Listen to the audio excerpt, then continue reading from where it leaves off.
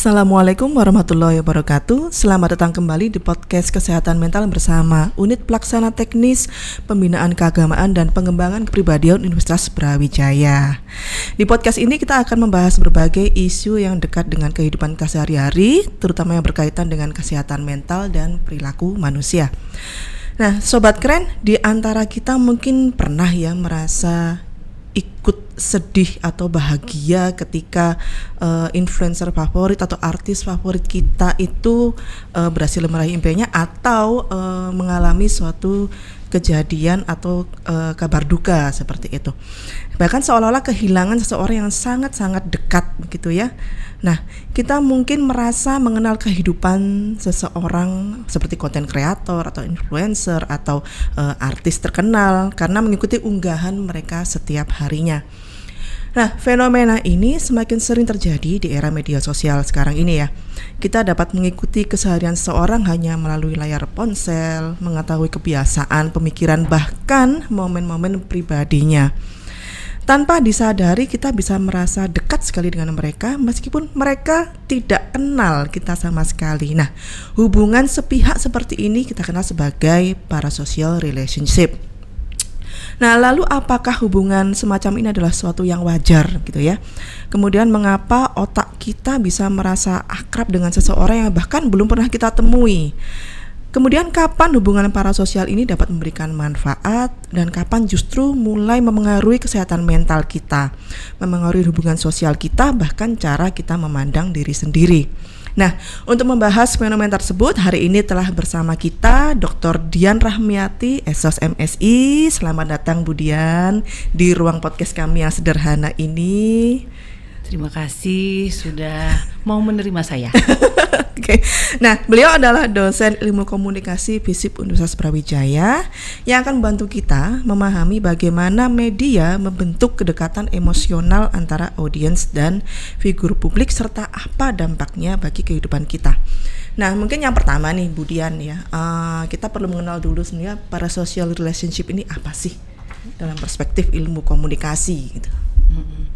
Saya tertarik tadi dulu sebelum kita nanggepin tuh ya, sesuatu yang biasa, yang wajar ataukah gimana gitu. Ya kalau sekarang sejak ada teknologi media, maka itu menjadi sesuatu yang mulai muncul. Nah, apalagi waktu sekarang ya dengan sosial media makin tuh gitu kan. Nah, tapi sebelum kita sampai ke definisi hubungan parasosial, mungkin ke interaksi parasosial dulu kali ya.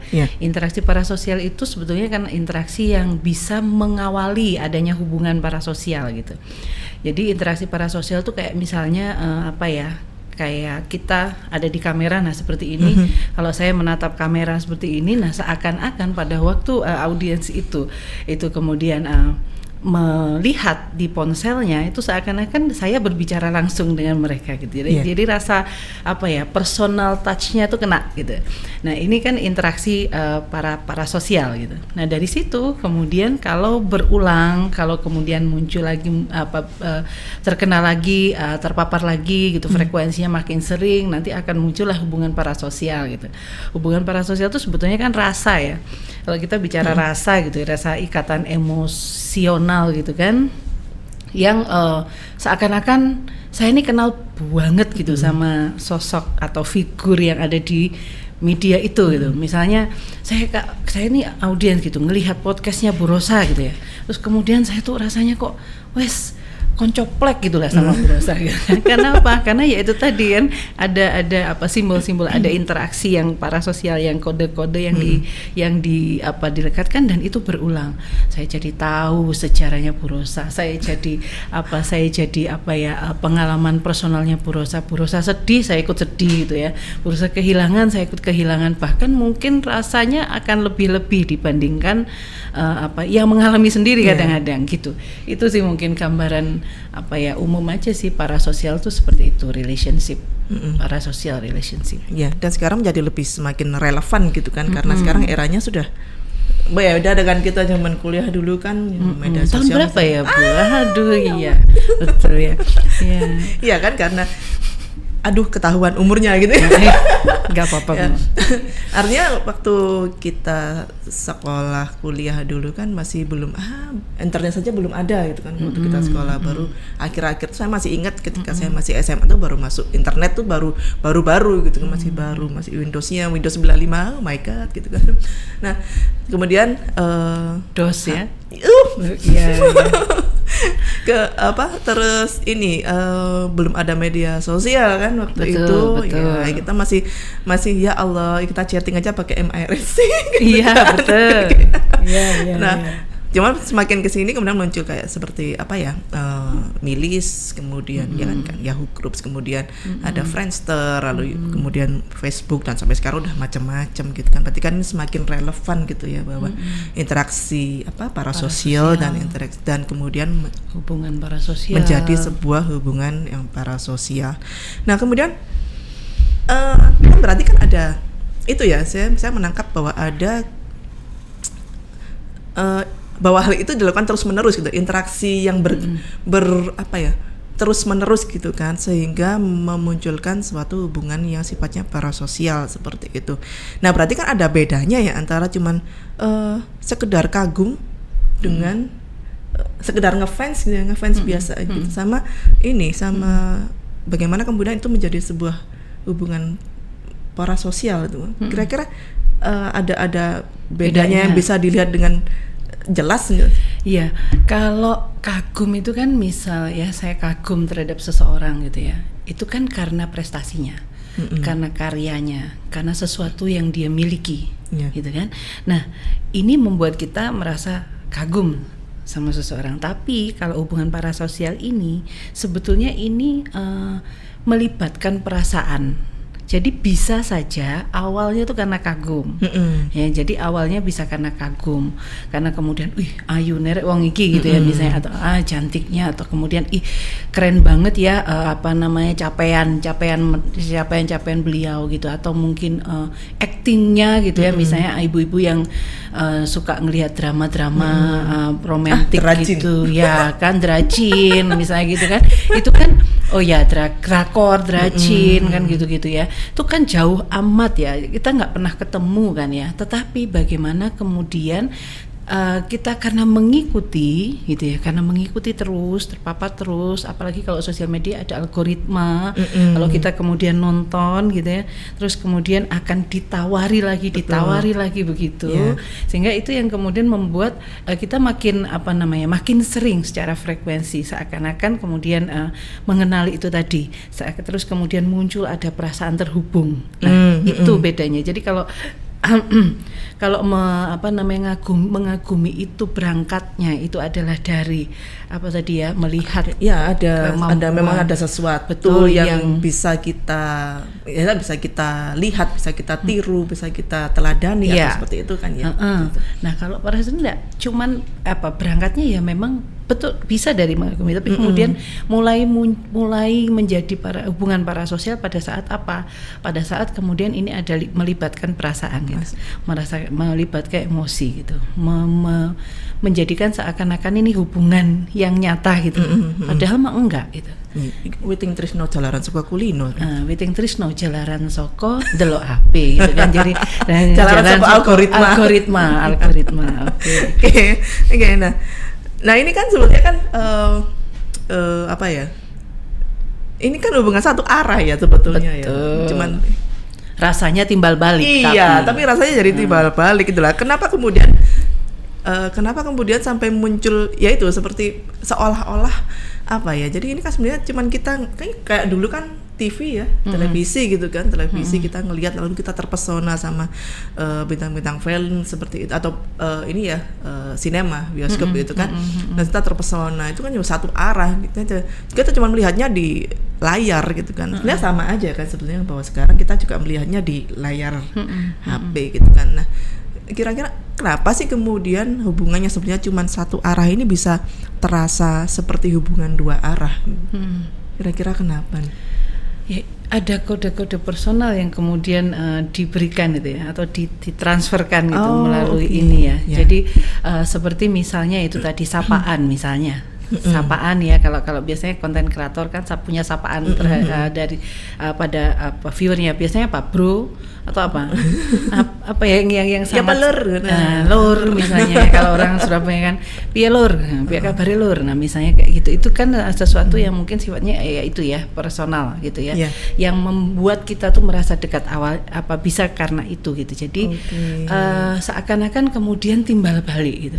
Terus kemudian ada beberapa hal yang dekat dengan kita. Biasanya kalau kita menonton sesuatu di sosial media, itu sesuatu yang dekat dengan kita kan, ada proximity gitu kan, sehingga pada waktu kita memilih figur tertentu yang kemudian sampai pada hubungan parasosial, itu memiliki proximity yang cukup kuat gitu kan sama dengan kita, sehingga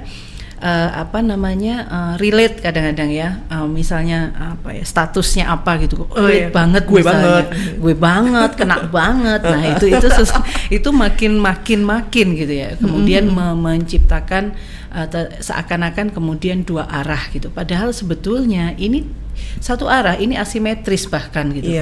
Kita mencari tahu tentang figur ini tuh dengan rigid gitu ya, tapi kemudian beliaunya nggak tahu sama sekali tentang kita, gitu kan.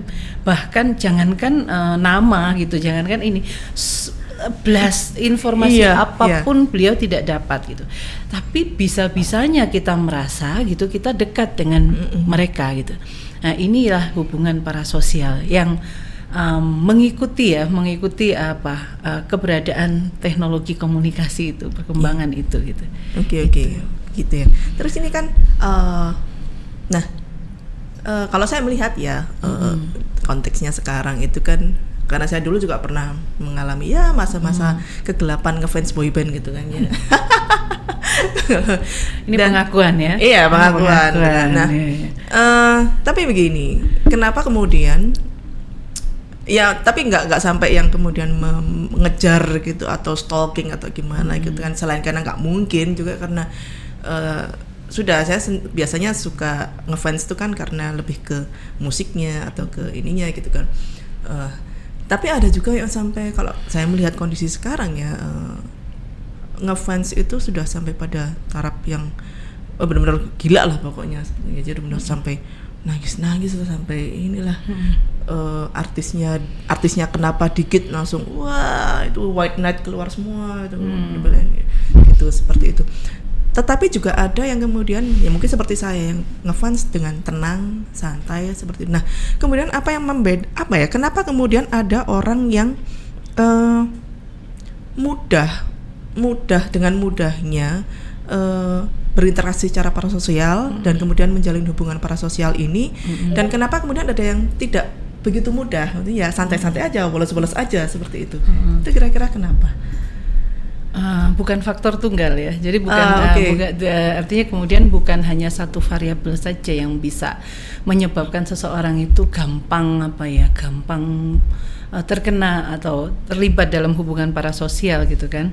Salah satunya mungkin ya kalau orang anak-anak sekarang tuh bilangnya introvert ya. Introvert mungkin salah satunya, kesepian, tidak memiliki teman di real life misalnya, itu kemudian menjadi salah satu faktor. Tetapi ada kok orang-orang yang punya banyak teman tapi nggak dapet itu kena hubungan parasosial. Itu kenapa? Ya bisa karena frekuensi paparannya cukup tinggi dan dari lingkungannya juga. Betul. Nah, dari peer groupnya, dari teman-temannya itu kemudian sama-sama memiliki ketertarikan pada satu figur tertentu yang sampai kemudian bisa jadi gitu ya, seseorang temannya ini tahu informasi privat dari figur tertentu itu gitu. Akhirnya nggak mau kalah dong gitu ya, saya coba dong gini-gini. Nah itu karena sering, maka kemudian iya ya, ini kemudian dia lagi saya tahu deh dia habis ini mungkin akan begini. Bahkan bisa sampai begitu memperkirakan pola, jadi kan mengenali pola perilaku dari figurnya ini tadi gitu. Nah ini yang beberapa hal yang menyebabkan kenapa seseorang itu mudah gitu ya terkena parasosial tadi, hubungan parasosial tapi memang saya nggak tahu ya, saya belum nemu apakah ada penelitian yang kesini gitu ya. Bisa jadi antara anak-anak remaja dan dewasa itu juga berbeda gitu. Artinya kemudian usia memang membuat kita bisa ya, bukan selalu, bisa berbeda dalam menyikapi sesuatu, termasuk yang ini tadi pada waktu kita dapat ini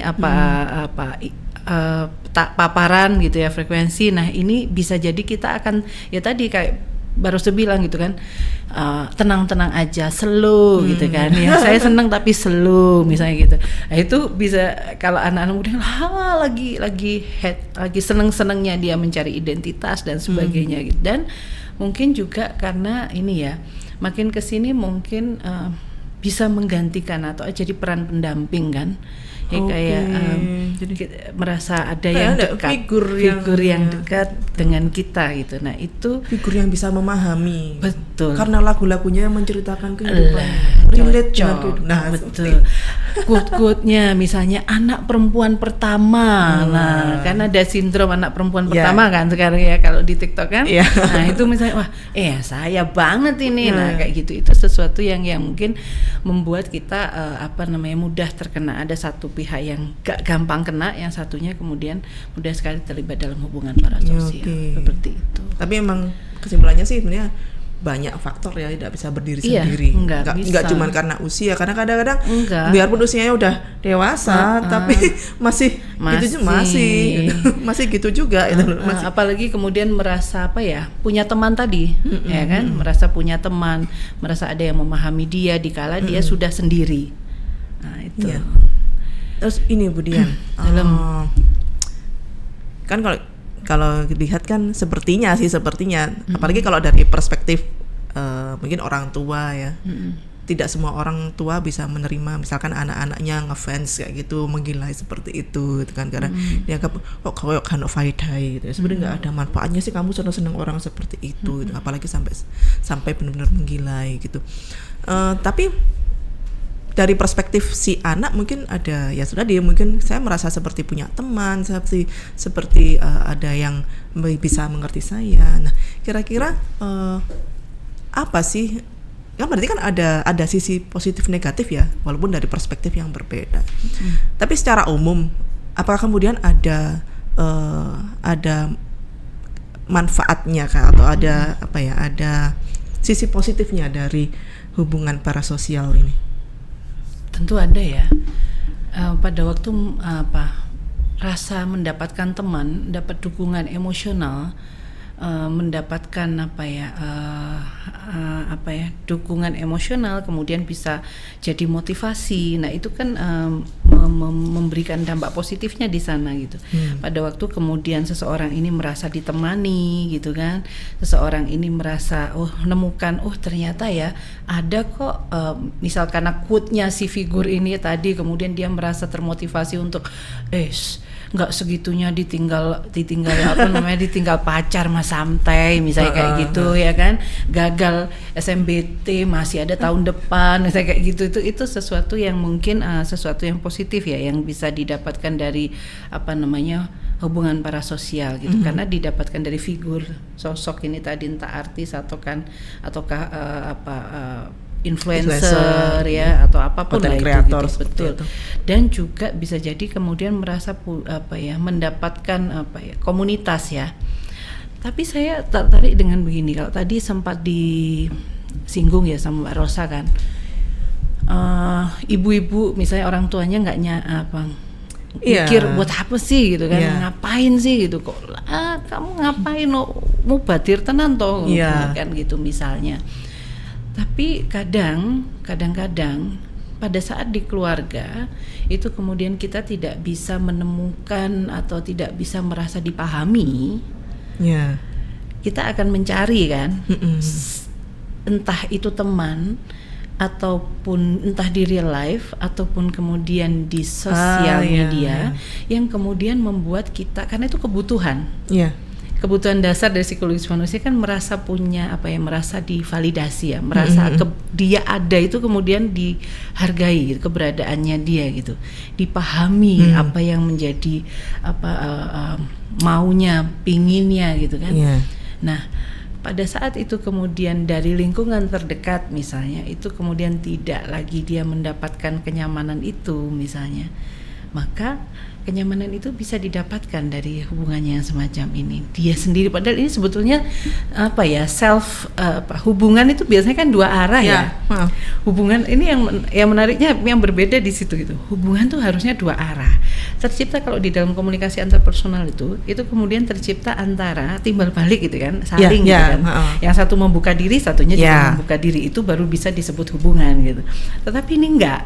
Satu itu membuka diri tapi tidak atas. Jadi kayak saya pengen menampilkan informasi privat saya yang ini. Saya mau tur rumah saya ya gitu misalnya. Saya mau ini ya. Itu kan karep-karepe dhewe gitu. Maunya sendiri gitu. Tapi disampaikan ke mereka sesuatu yang mungkin kalau di kehidupan nyata nggak mudah kita dapatkan. Kayak kita tiba-tiba masuk rumah orang kemudian langsung tiba-tiba tur di rumah orang gitu kan nggak mungkin ya. Bludus. Nah, ini orangnya sendiri yang kemudian ayo tak jak mlebu yo kan kayak seakan-akan dia ini orang dekat sekali yang nggak diajak masuk ke arena privatnya dia, area privatnya dia, area pribadinya dia. Masuk ini lu kamarku, ini lu anuku, ini lu gini gitu.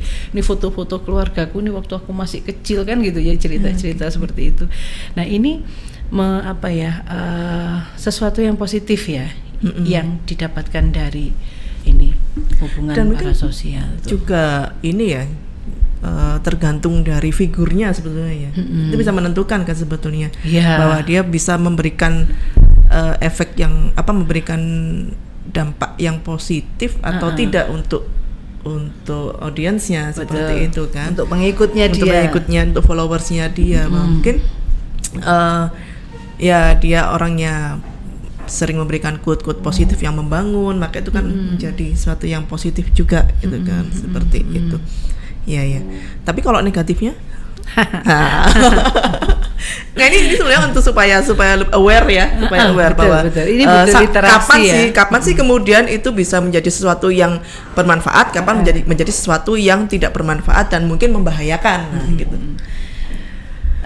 Kita harus waspada pada saat itu sudah mengganggu fungsi kehidupan kita, fungsi kehidupan dan kemampuan berpikir kritis kita. Jadi kemudian apa saja yang dilakukan oleh si figur itu kita anggap itu bagus, kita anggap itu baik gitu. Nah itu kita harusnya sudah mulai warning itu ya, warning sistemnya udah mulai jalan. Atau kemudian fungsi kehidupan tuh maksudnya ya kayak misalnya kemudian menggantikan gitu, seakan-akan kemudian kita nggak butuh lagi teman yang lain gitu misal, kita nggak butuh lagi dekat sama orang yang lain gitu misalnya di kehidupan kita, udah itu aja cukup gitu, itu aja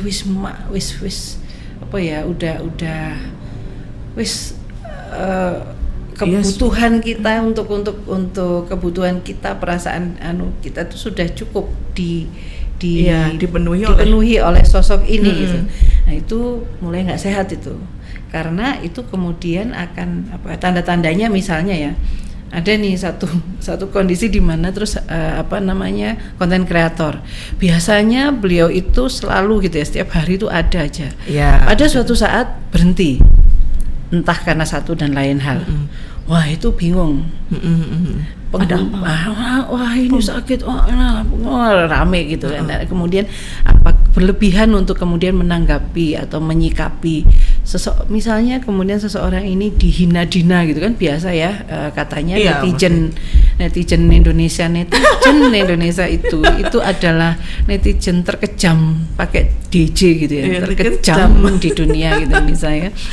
Itu kemudian melakukan mengkritik figur yang kemudian kita merasa kita memiliki hubungan parasosial dengan dia gitu ya, maka kita akan membela mati-matian gitu ya, sampai tukaran mbek dulur dewe gitu, sampai bertengkar dengan saudara sendiri, sampai kayak gitu itu. Kok jadi ingat kejadian dulu ya? Oh ya. Waktu Pilpres tahun berapa itu? Aduh sering ya, kalau tiap Pilpres kayaknya selalu ada ya. Ya Allah. Sampai rugi tenan ya. Nah, rugi tenan sampai putus hubungan saudara, putus hubungan teman cuman gara-gara milih kandidat yang berbeda. Nah, semua kekeh pada pilihannya. Tapi kekehnya itu bukan kekeh yang tapi ya itu cenderungnya adalah aku ngerti banget iki wong iki ya opo. Iya. Padahal kayaknya enggak juga. Padahal ya itu kan reality tingkat kedua ya yang diciptakan kan. Padahal kan sesuatu yang sesuatu yang sebenarnya nggak benar gitu. Tapi itu kemudian itu yang ditampilkan oleh media. Iya. Yang kita lupa itu adalah bahwasanya ini kan produk tetap. Betul. Ya. Iya. Ada di belakang layar. Ya. Kita nggak sadar seakan-akan bahwa itu kayaknya genuine gitu ya. Kita menganggap itu genuine.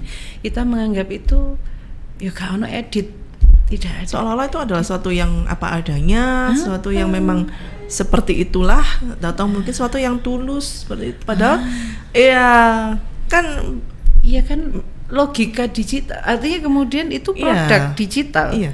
Kita memahami bahwa ini memang media gitu kan. Media itu kan pesan itu kan dibentuk dipoles, dibentuk seperti itu. Ada impression management toh. Mereka berpikir kan sebetulnya bahwa gimana caranya.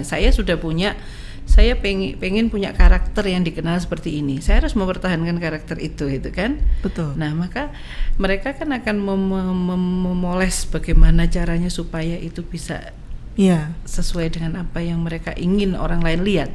Iya. Dan menyentuh orang-orang itu kan, relate dengan orang itu kan. Nanti sudah diproses duluan. Nah, itu literasinya harus masuknya ke sana. Jadi teman-teman ini nggak apa-apa Anda merasa dekat dengan ini, tapi jangan sampai kehilangan daya kritis dengan menganggap itu sebagai sesuatu yang genuine, dengan melupakan bahwa itu adalah produk digital yang penuh dengan perencanaan gitu kan. Orang ada bagian kreatifnya kan, tim kreatifnya.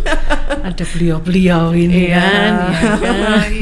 Yang bagian mengatur semuanya. Ini kira-kira hari ini digambarkan seperti apa? Nah, kita mau bikin apa nih? Konten apa? Ya termasuk yang itu yang termasuk yang jalan-jalan tadi, rumah-rumah itu. Ini betul. Rumahku gitu. Ya wis ditoto toh ya. Iya. Kan nggak mungkin gitu kan. Kayak saya misalnya saya kedatangan tamu, wis ngubungin gitu. Aku harus neng omahmu gitu. Mesti kan wis ditata gitu kan. Iya. Nah, apalagi walaupun ini katanya kita dadakan aja nih ke rumah ini, padahal kan sudah di setting lah itu. Sudah kehilangan daya kritis itu lah ya, misalnya terus wong dadakan kok wis make up lengkap. Nah, misalnya gitu. Apa bendino make upan? Tiap hari regane lho kok sampai situ ya. Apa mereknya? Aduh, sudah sampun. Lanjut. Tapi itu berarti iya masalah. Iya tuh akhirnya bendino make upan ya misalnya. Sudah make upan tiap hari. Berarti tiap hari seperti itu. Apa merek make up? Terus kepo. Iya. Kepo beli yang sama. Pengen kemudian seperti beliau, menjadikan beliau sebagai figur contoh toladan bahwa apa yang dia pakai itu pasti bagus. Ya itu kan berarti sebetulnya logika marketing toh. Iya. Akhirnya kan. Makanya juga ada yang di endorse segala macam seperti itu kan. Iya. Jadi sadarlah bahwa ini adalah asymmetric relationship gitu kan. Itu sebetulnya menyadarkan itu. Ingatlah bahwa Anda adalah pasar. Adalah target market dari produk-produk yang di-endorse oleh para influencer. Iya, mereka mah habis kemudian kita nggak cocok, mereka santai aja, nggak ada masalah. Tidak ada masalah kan mereka pergi, tapi kita gitu kan. Itu sih sebetulnya. Jangan sampai kehilangan itu. Jadi, nah kira-kira, ini kan sebagai dosen ilmu komunikasi yang pelajari ilmu komunikasi dan expert di bidang ilmu komunikasi, sekaligus sebagai seorang ibu, gitu kan. Nah ini kira-kira tipsnya gimana nih? Tips. Ya supaya kemudian teman-teman, anak-anak saudara kita itu tidak terjebak pada parasocial relationship yang tidak sehat. Tipsnya gimana nih? Kan anak-anaknya udah gede nih. Oh sudah. Kan sudah mengalami itu ya, masa-masa pergolakan. Sampai sekarang. Namanya anak-anak muda mulai dari Kalau saya dulu sih mulai dari usia puber gitu kan, udah mulai bergejolak gitu kan, sampai kira-kira SMA baru udah mulai agak tenang gitu, kuliah udah tenang gitu. Kalau sudah mengalami kan sebagai ibu. Kalau saya mungkin membiarkan ya mereka untuk mengalami itu, karena itu bagian dari bagian dari mereka kemudian belajar gitu ya, belajar dari pengalamannya sendiri, merasakan sendiri. Tapi ada satu hal yang saya wajibkan mereka untuk tidak sampai hilang, yaitu kendali atau kontrol atas dirinya. Jadi kalau kamu merasa bahwa itu sudah cukup, kamu merasa bahwa itu adalah sesuatu yang edan untuk dilakukan, ya jangan gitu. Jadi jangan sampai kita kehilangan kendali atas diri kita. Itu saja sebetulnya. Poinnya ada di sana. Kamu mau ngapain aja, jangan sampai kamu kehilangan kendali atas dirimu untuk kemudian misalnya merasa cukup, katakan cukup gitu kan. Berani untuk kemudian menolak itu. Berani untuk kemudian meyakinkan dirinya sendiri bahkan bahwa ini enggak benar gitu. Berani untuk kemudian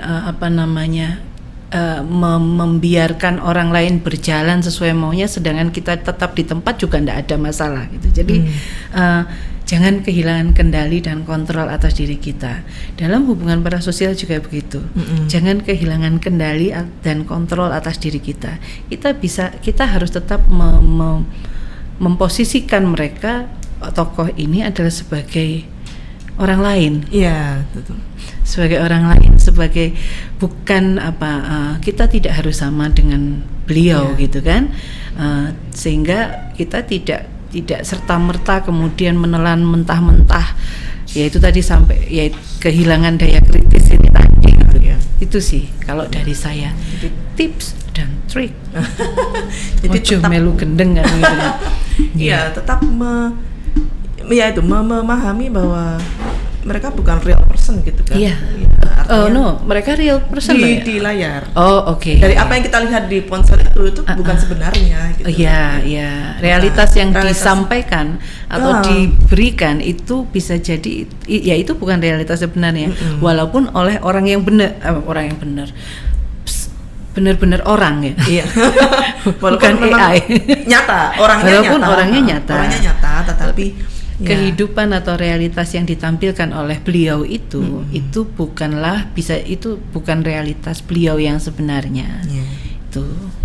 Oke. Jadi berarti memang kesimpulannya sih memang penting bagi kita untuk tetap menyadari ya batasnya antara kedekatan itu yang kita rasakan itu nggak realitas hubungan yang sebenarnya gitu kan. Yang sebenarnya kan seperti kita sekarang ya, tatap muka, saya kenal Budian kenal saya, itu kan kedekatan yang muncul karena kita sering berinteraksi secara fisik gitu kan, ketemu secara fisik dan memang sudah kenal sejak lama. Jadi berbeda dengan kedekatan yang dalam tanda kutip itu dengan misalkan dengan figur publik seperti itu kan, yang hanya bisa kita lihat di layar. Betul. Seperti itu. Oke. Nah, mungkin ada sedikit pesan-pesan begitu. Kemudian teh manis enggak ya? Ada di pantry. Iya. Jadi sebetulnya dengan ini ya, saya termasuk yang tidak saya menemukan ada beberapa teman yang mengawali hubungan mereka itu dari sosial media atau digital media gitu ya, dan digital di dunia digital gitu.